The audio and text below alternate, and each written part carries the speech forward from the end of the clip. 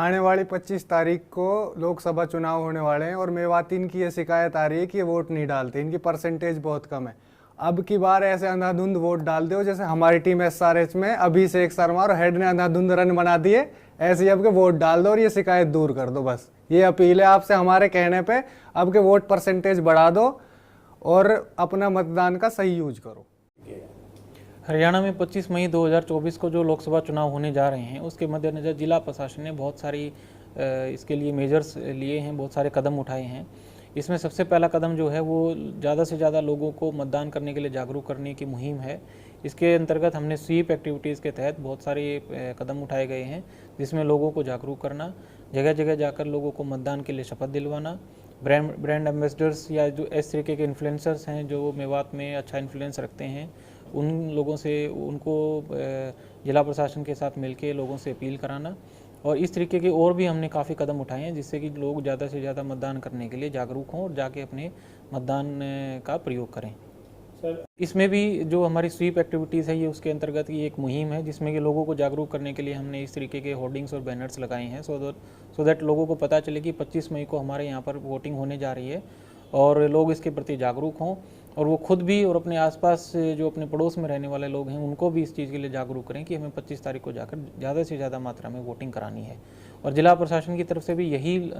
सभी नू जिलावासियों से ये अपील रहेगी कि आप ज़्यादा से ज़्यादा मात्रा में जाकर मतदान का प्रयोग करें, क्योंकि ये आप देखिए लोकतंत्र का एक पर्व है जिसमें कि हम हर 5 साल में अपने वोट का जो अधिकार है उसका प्रयोग करके अपने लिए अपनी सरकार चुनते हैं। तो ये आपके लिए हम जिला प्रशासन की तरफ से सभी लोगों की तरफ से ये अपील है कि आप ज़्यादा से ज़्यादा अमाउंट में जाके वोटिंग करें। देखिए उस बैठक में जो ये एक रूटीन बैठक होती है जिसमें कि इलेक्शन कमीशन की तरफ से भी जो हमारे अधिकारी आए हुए होते हैं, ऑब्जर्वर्स होते हैं, वो सभी जिला के अधिकारियों के साथ मीटिंग करके जायज़ा लेते हैं कि किस तरीके की तैयारियां हमने चुनाव के लिए करी हैं। तो उस संदर्भ में ये एक मीटिंग थी। हमने सभी जितने भी हमारे बूथ हैं ज़िले में उन सभी बूथों पर जो मिनिमम फैसिलिटीज़ होने की ज़रूरत है या मतदान कराने के लिए जिन जिन फैसिलिटीज़ की वहाँ पर ज़रूरत है उन सब का जायज़ा लिया गया। जहाँ पर अगर थोड़ी बहुत भी कमी पेशी है तो उसको ठीक करने के लिए ज़रूरी दिशा निर्देश दे दिए गए हैं। और ये एक रूटीन बैठक होती हैं, चुनाव होने तक ये और भी इस तरीके की कई और आगे बैठकें होनी हैं जिसमें कि सारी चीज़ चुनाव से संबंधित जितनी भी तैयारियां हैं उन सभी तैयारियों को लेकर उनका जायज़ा लिया जाएगा। चुनाव से संबंधित कुछ ऐप भी लॉन्च किए गए हैं सर? चुनाव से संबंधित इलेक्शन कमीशन की तरफ से बहुत सारे ऐप्स हैं जिसमें कि नो योर कैंडिडेट है, जिसमें आप अपने कैंडिडेट से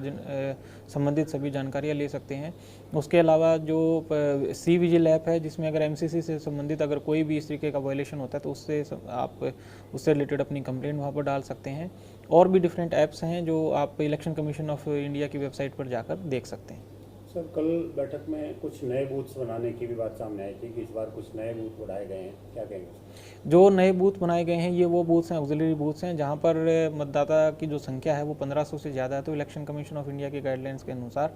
कुछ हमने नए बूथ्स बनाए हैं, या फिर वो बूथ्स जहां पर बेसिक फैसिलिटीज़ नहीं थी या फिर जहाँ पर किसी कारणवश वो बिल्डिंग्स जो है अब उस अवस्था में नहीं है कि वहाँ पर सही तरीके से वोटिंग कराई जा सके। तो हमने इस वजह से कुछ बूथ्स को जो है हमने वहाँ से रिप्लेस किया है या चेंज किया है या फिर नए बूथ्स बनाने का काम किया है।